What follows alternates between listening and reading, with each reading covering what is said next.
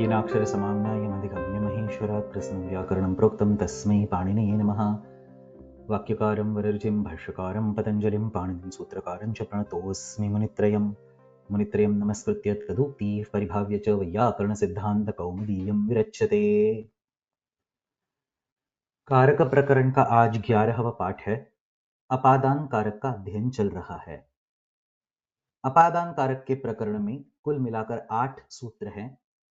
उनमें से पहले 5 सूत्र यानी कि ध्रुवमपाये अपादानम भीत्रार्थानां भयहेतुः पराजेरसोढः वारणार्थानामीप्सितः और अंतर्धौ येनादर्शनमिच्छति, ये 5 सूत्र हम देख चुके हैं। आज 6ठा सूत्र देखेंगे। पहले अध्याय के चौथे पाद का 29वां सूत्र आख्यातोपयोगे। इस सूत्र में 2 पद है, आख्याता और उपयोगे। आख्याता ये आख्यातृ इस शब्द का प्रथम एकवचन है और उपयोगे ये उपयोग शब्द का सप्तमी एकवचन है। कारके का अधिकार चल रहा है, अपादानम की अनुवृत्ति हो जाएगी। उपयोगे आख्याता अपादानम कारकम, ये पूरा सूत्र बन जाएगा। यहां आख्याता ये उद्देश्य हो गया, अपादानम ये विधेय हो गया।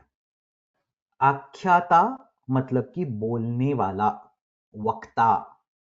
चक्षिंग व्यक्तायाम वाची, इस धातु का तृच प्रत्ययांत रूप है ख्यातृ। आंग उपसर्ग लगाने पर हो जाएगा आख्यातृ। उसी का प्रथमा एकवचन हो गया आख्याता। इस आख्याता की यानी कि बोलने वाले की, वक्ता की, इस सूत्र से अपादान संज्ञा हो जाती है। कब हो जाती है? तो सूत्र में होने वाला दूसरा शब्द उपयोगे, उपयोग के विषय में आख्याता की अपादान संज्ञा हो जाती है। उपयोग इस शब्द का वैसे तो इस्तेमाल करना, प्रयोग में लाना, ये अर्थ भाषा में लिया जाता है, लेकिन इस सूत्र के लिए भाष्यकार ने उपयोग इस शब्द का अर्थ बताया है नियम पूर्वक विद्या ग्रहण करना। नियम पूर्वक मतलब कि एक छात्र से विद्या ग्रहण करते समय जो भी वर्तन अपेक्षित होता है, जैसे कि अध्यापक जो भी पढ़ा रहे हैं वो ध्यान देकर सुनना, दिया हुआ गृह कार्य समय पर करना, पढ़ाए हुए विषयों के बारे में चिंतन करना, मनन करना, जहां भी आवश्यक हो वहां कंठस्थीकरण करना, अगर कोई बात समझ में ना आई हो तो आचार्य को बार बार सवाल पूछना, और बाकी सारे भी जो कि आज के काल में वैसे मायने नहीं रखते, लेकिन उस काल में गुरुकुल पद्धति से जब पढ़ाना होता था, तब जब एक शिष्य गुरु के घर में जाके रहकर विद्या ग्रहण करता था, तब वहां उसके और भी कुछ कर्तव्य होते थे, जैसे कि गुरु की सेवा करना, उसके घर में पड़े हुए काम करना, भिक्षाटन करना, वगैरह वगैरह। तो हर किसी काल को उचित ऐसे नियमों का पालन करके जब अध्ययन किया जाता है, तब उस प्रकार के अध्ययन को उपयोग ऐसे बोलते हैं। सिद्धांत कौमुदी की लक्ष्मी नामक व्याख्या में उपयोग शब्द के बारे में बोला है, ब्रह्मचर्यादि रूप नियम पूर्वक विद्या स्वीकरणे उपयोग शब्द रूढ़। उपयोग शब्द का प्रयोग किस अर्थ में रूढ़ है? ब्रह्मचर्यादि, ब्रह्मचर्य और बाकी जो भी एक छात्र के लिए, एक अंतेवासी के लिए उचित नियम है, उन नियमों का पालन करके विद्या का स्वीकार करना ही उपयोग कहा जाता है। वहीं लक्ष्मी व्याख्या में आगे भगवद गीता, मनुस्मृति, महाभारतों के श्लोकों का भी संदर्भ देकर इस विषय को और भी विस्तार से बताया है। संक्षेप में, उचित ऐसे नियमों का पालन करके जब छात्र विद्या ग्रहण करता है, तब उस क्रिया में बोलने वाला यानी कि विद्या देने वाला उसकी अपादान संज्ञा होती है। जैसे कि छात्रः उपाध्यायात् अधीते, उपाध्याय से अध्ययन करता है। उपाध्यायात् आगमयति, उपाध्याय से विद्या ग्रहण करता है। उपाध्यायात् जानाति, उपाध्याय से जान लेता है। उपाध्यायात् पठति, उपाध्याय से पढ़ता है। उपाध्यायात् वेत्ति, उपाध्याय से समझ लेता है। इन सारे उदाहरणों में नियम पूर्वक विद्या ग्रहण करने का संदर्भ है, इसलिए वक्ता की यानी कि उपाध्याय की अपादान संज्ञा हो गई और उसको व्यक्त करने के लिए अपादाने पंचमी सूत्र से पंचमी का प्रयोग हो गया। अब यहां ये बात याद रखना जरूरी है कि अगर उपयोग नहीं है, यानी कि अगर नियम पूर्वक विद्या ग्रहण नहीं की जा रही, तो फिर बोलने वाले की अपादान संज्ञा इस सूत्र से नहीं होगी।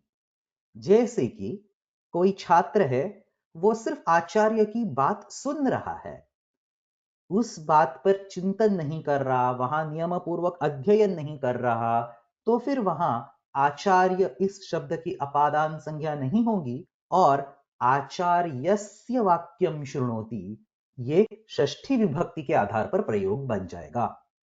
यहां कितना गहन अर्थ छिपा हुआ है ये समझ लो।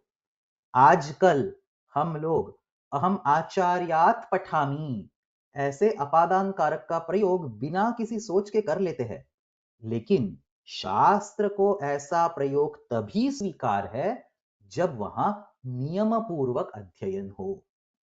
अब जैसा कि मैंने पहले बोला, हर काल के हर समाज के नियम अलग अलग है।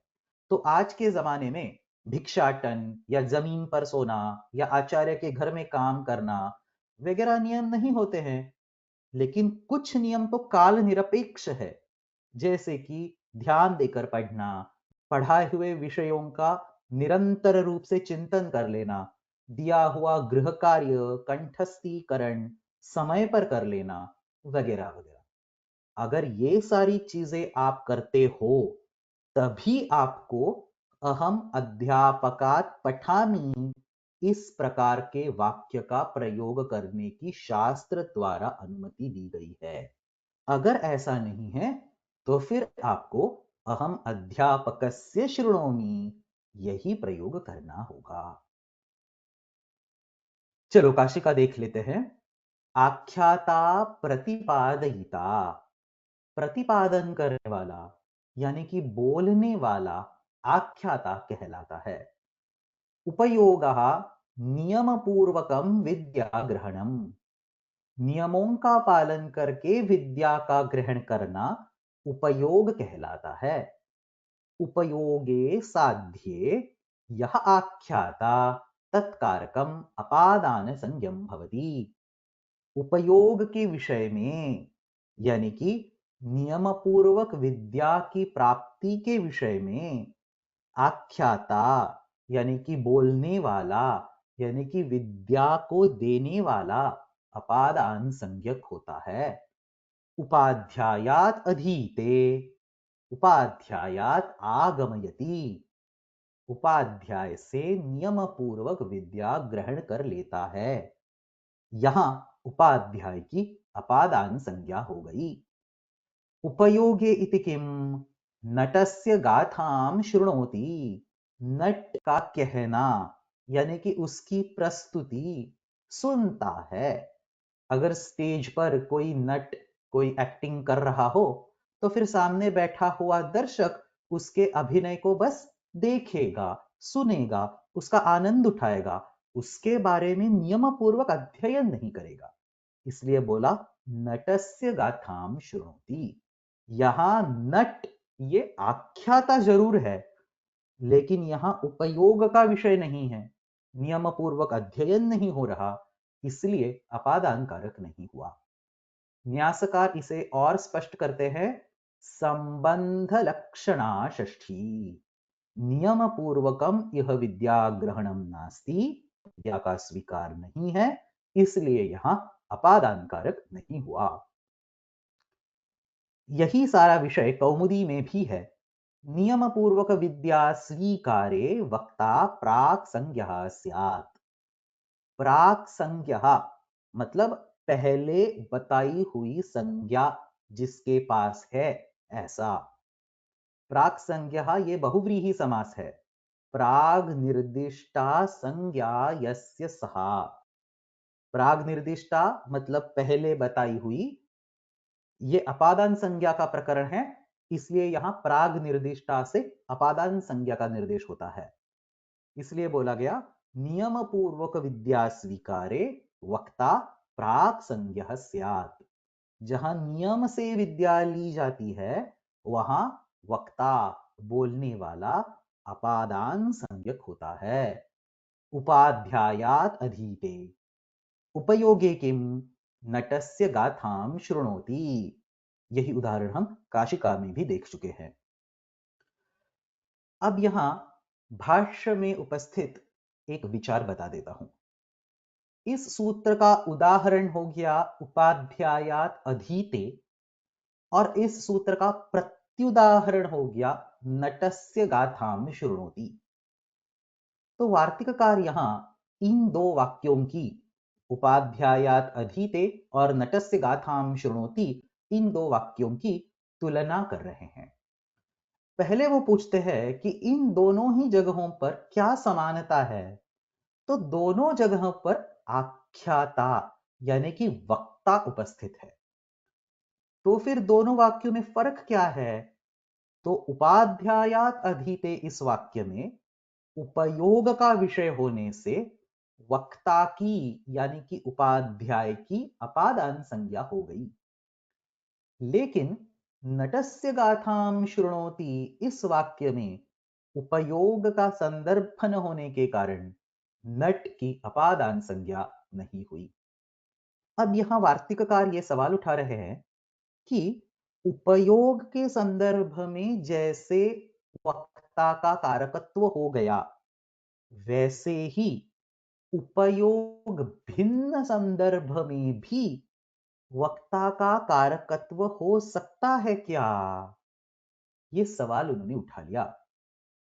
यहां यह समझ लेना, अपादान कारक ही हो यह आग्रह नहीं है, कोई अन्य कारक भी हो सकता है, लेकिन उपयोग भिन्न के संदर्भ में वक्ता का कुछ ना कुछ कारकत्व होगा क्या, यह सवाल यहां पूछा जा रहा है।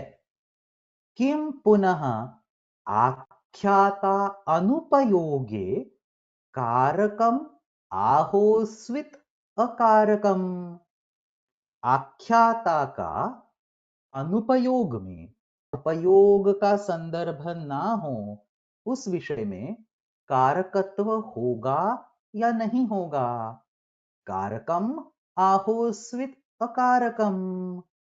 और ऐसा सवाल पूछने पर इसका जवाब देने के बजाय भाष्यकार वहां उल्टा पूछ रहे हैं, कश्चात्र विशेषः, क्या फर्क पड़ेगा कारकत्व हो या फिर ना हो। संक्षेप में भाष्यकार यहां ये जानना चाहते हैं कि उपयोग भिन्न विषय में वक्ता का कारकत्व हो या फिर ना हो, क्या फर्क पड़ रहा है। तो ऐसा सवाल आ जाने पर वार्तिककार देखो क्या स्पष्ट कर रहे हैं। अगर उपयोग भिन्न विषय में वक्ता का कारकत्व माना गया तो फिर नटस्य गाथाम शृणोति ये प्रयोग नहीं हो पाएगा, बल्कि उसकी जगह पर अकथितम च सूत्र से कर्मकारक प्राप्त होकर नटम गाथाम शृणोति ये प्रयोग बन जाएगा। ये थोड़ा ध्यान से सुन लो। कारक प्रकरण में आगे हम एक सूत्र पढ़ेंगे, अकथितंच। इस सूत्र का आशय यह है कि अगर किसी पदार्थ में कारकत्व है लेकिन बाकी सूत्रों से किसी भी विशिष्ट संज्ञा का यानी कि अपादान संज्ञा का, संप्रदान संज्ञा का वगैरह किसी विशिष्ट संज्ञा का निर्देश नहीं हो रहा, तो फिर ऐसे पदार्थ के लिए अंतिम विकल्प के तौर पर अकथितम च सूत्र से कर्म संज्ञा का विधान होता है। अकथितम च यत् कारकम तत् कर्म संज्ञम भवति। केन अकथितम? अपादानादि विशेष कथाभिः। इस सूत्र का विस्तार से अध्ययन हम कर्म कारक के समय कर लेंगे, लेकिन अभी के लिए ये जो मायने रखता है, तो आख्याता की यानी कि वक्ता की अनुपयोग में भी अगर कारक संज्ञा हो गई, तो फिर बाकी किसी सूत्र से कोई भी विशिष्ट संज्ञा न होने के कारण अकथितंच सूत्र से उसकी कर्म संज्ञा हो जाएगी, और ऐसी कर्म संज्ञा होने पर कर्मणि द्वितीया से द्वितीया का प्रयोग करके नटस्य गाथाम शृणोति की जगह पर नटम गाथाम शृणोति, ये गलत प्रयोग बन जाएगा। इसीलिए वार्तिककार यहां बोल रहे हैं आख्यात अनुपयोगे कारकम इति चेत अकथितत्वात् कर्म संज्ञा प्राप्नोति। अनुपयोग के विषय में भी आख्याता का अगर कारकत्व मान लिया तो फिर कर्म संज्ञा आ जाएगी। अब ये सुनकर भाष्यकार बोलते हैं कि चलो कोई बात नहीं, अगर ऐसी गड़बड़ हो रही है तो हम मान लेंगे कि अनुपयोग के विषय में आख्याता की कारक संज्ञा ही नहीं होती, तो फिर ऐसा मानने पर अकथितम च सूत्र से कर्म संज्ञा होने का सवाल ही नहीं पैदा होता। इसलिए वो क्या बोल रहे हैं, अस्तु तर्हि अकारकम। इसका मतलब क्या हुआ कि सिर्फ उपयोग के विषय में ही आख्याता का कारकत्व होगा, अनुपयोग के विषय में आख्याता का कारकत्व ही नहीं होगा। लेकिन ऐसा करने पर भी वार्तिककार एक दोष दिखा रहे हैं। वो बोलते हैं अगर सिर्फ उपयोग के विषय में कारकत्व है, अनुपयोग के विषय में कारकत्व ही नहीं है, तो फिर इस सूत्र में उपयोगे ये शब्द तो व्यर्थ हो गया। क्यों व्यर्थ हो गया? क्योंकि कारके का अधिकार चल रहा है, तो ये सरल सी बात है कि हम कारक के विषय में ही बोल रहे हैं, और आख्याता की सिर्फ उपयोग होने पर ही कारक संज्ञा हो जाएगी, तो फिर उपयोगे ये विशेष रूप से बोलने का कुछ भी प्रयोजन नहीं। सिर्फ आख्याता इतना ही बोले तो भी काफी है। दूसरे शब्दों में उपयोग ये शब्द सूत्र से निकाल देने पर भी उपयोग या अनुपयोग ऐसा संशय बिल्कुल नहीं आएगा, क्योंकि कारके का अधिकार चल रहा है और अनुपयोग के विषय में कारकत्व ही नहीं है, तो कारके के अधिकार में अनुपयोग इस विषय को हम ला ही नहीं सकते। तो आख्याता इतना ही सूत्र करने पर भी उपयोगे ये अर्थ वहां बिल्कुल स्पष्ट हो जाता। इसलिए आख्याता यही सूत्र होना चाहिए, न कि आख्यातोपयोगे ये। इसलिए वार्तिककार ने कह दिया यदि अकारकम उपयोग वचनम अनर्थकम। अगर आख्याता का अनुपयोग में कारकत्व नहीं है, तो उपयोग ये शब्द सूत्र में व्यर्थ माना जाएगा। संक्षेप में वार्तिककार दोनों पक्षों में दोष दिखा रहे हैं। अनुपयोग में कारकत्व का स्वीकार करने पर अकथितम च सूत्र से कर्मत्व की प्राप्ति का दोष आ जाएगा, और वहां कारकत्व छोड़ देने पर उपयोगे इस शब्द को सूत्र में व्यर्थत्व प्राप्त हो जाएगा। इस तरह से दोनों ही स्थितियों में दोष आ रहा है। अब ये सब सुनकर अंत में भाष्यकार निर्णय सुनाते हैं अस्तु तर्हि कारकम। अनुपयोग में भी कारकत्व मान लेते हैं, तो फिर वहां सवाल तो आएगा अकथितम च सूत्र से आने वाली कर्म संज्ञा का क्या होगा? तो फिर भाष्यकार स्पष्ट करते हैं नैषः दोषः परिगणनम तत्र क्रियते दुहियाचिरुधि प्रच्छिभिक्षिच्याम इति। भाष्यकार ये बोल रहे हैं कि अकथितम च, ये सूत्र केवल विशिष्ट धातुओं के संदर्भ में ही बताया जाएगा और श्रु धातु उस सूची में नहीं है।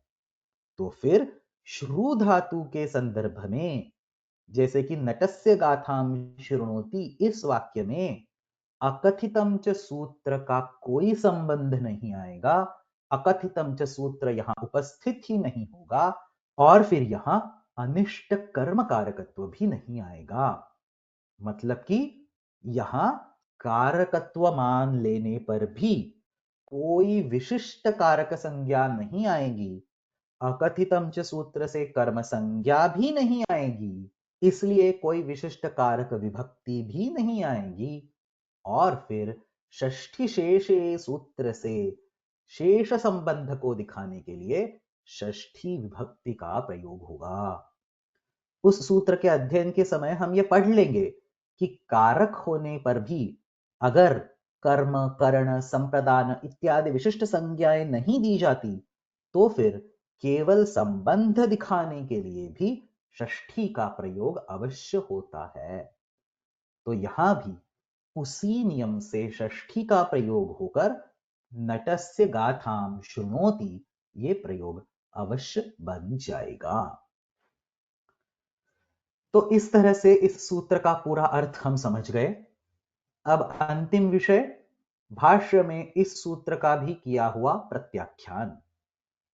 भाष्यकार यहां बोलते हैं, उपाध्याय से विद्या ग्रहण करते समय विद्या उपाध्याय के मुख से निकलकर छात्र तक पहुंचती है। मतलब कि यहां अध्ययन क्रिया में अपाय अवश्य छिपा हुआ दिखता है, तो यहां भी ध्रुवम अपाये अपादानम, इस सूत्र से ही अपादान संज्ञा हो सकती है। इसके लिए पृथक सूत्र की कोई जरूरत नहीं। इसीलिए भाष्यकार यहां भी बोलते हैं, अयमपि योगः शक्यः अवक्तुम कथम उपाध्यायात् अधीते इति अपक्रामति तस्मात् अध्ययनम। अध्ययन के विलगीकरण, अध्ययन के अपाय को देखकर यहां ध्रुवम अपाये अपादानम, इस सूत्र से ही अपादान का निर्देश संभव है। अब यहां पूर्व पक्ष एक सवाल उठाता है। यहां पूर्व पक्ष पूछता है कि अगर अध्ययन गुरु के मुख से बाहर आ रहा है, तो एक बार एक छात्र को पढ़ाते समय उस अध्ययन के बाहर आने के बाद दूसरे छात्र को पढ़ाते समय फिर से वही अध्ययन कैसे बाहर आ पाएगा? मतलब कि जैसे देवदत्त ने किसी को 100 स्वर्ण मुद्राएं दे दी, तो वो स्वर्ण मुद्राएं देवदत्त से दूर चली जाती है, और फिर से वही 100 स्वर्ण मुद्राएं देवदत्त किसी और को नहीं दे सकता। अगर ऐसा हुआ तभी हम अपाय इस शब्द का प्रयोग कर पाएंगे। इसी तरह से उपाध्याय से बाहर पड़ने वाला ज्ञान अपाय तभी कहलाएगा जब वह ज्ञान उपाध्याय से अलग हो जाएगा, यानी कि उपाध्याय फिर से दूसरे छात्र को वही ज्ञान नहीं दे पाएंगे।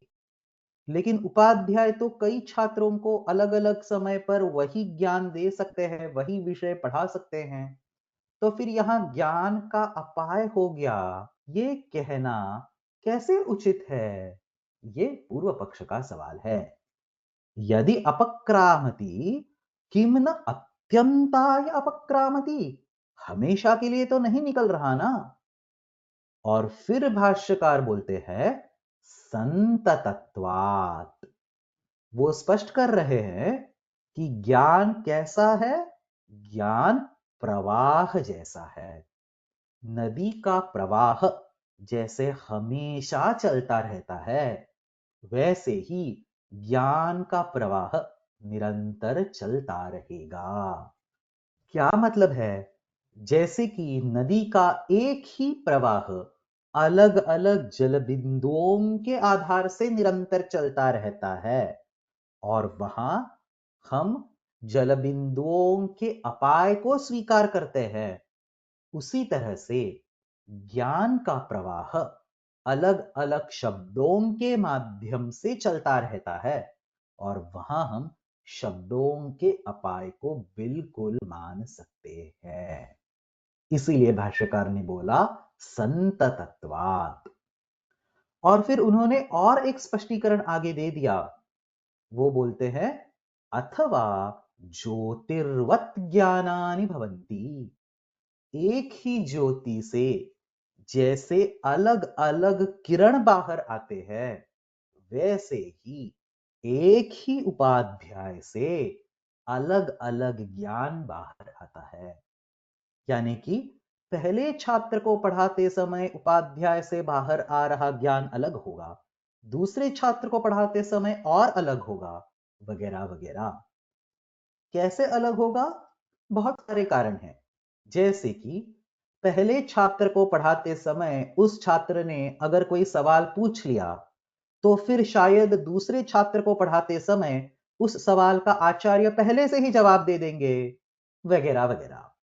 मतलब कि पहले छात्र को पढ़ाते समय आचार्य को जो अनुभूति प्राप्त होगी, वह अनुभूति भी दूसरे छात्र को पढ़ाते समय ज्ञान स्वरूप बन जाती है। इस विषय में उद्योत में नागेश ने बड़े विस्तार से चर्चा की है। उत्सुक छात्र उसको अवश्य देख सकते हैं। संक्षेप में ज्ञान भी अलग अलग हो सकते हैं, और इसलिए ज्ञान का विलगीकरण अवश्य माना जा सकता है। और यही कारण है कि उपाध्यायात अधीते यहां होने वाला अपादान कारक ध्रुवम अपाये अपादानम इसी सूत्र से सिद्ध है, और इसीलिए आख्यातोपयोगे इस सूत्र को अलग से बनाने की कोई जरूरत नहीं। यही भाष्यकार का अंतिम निर्णय है।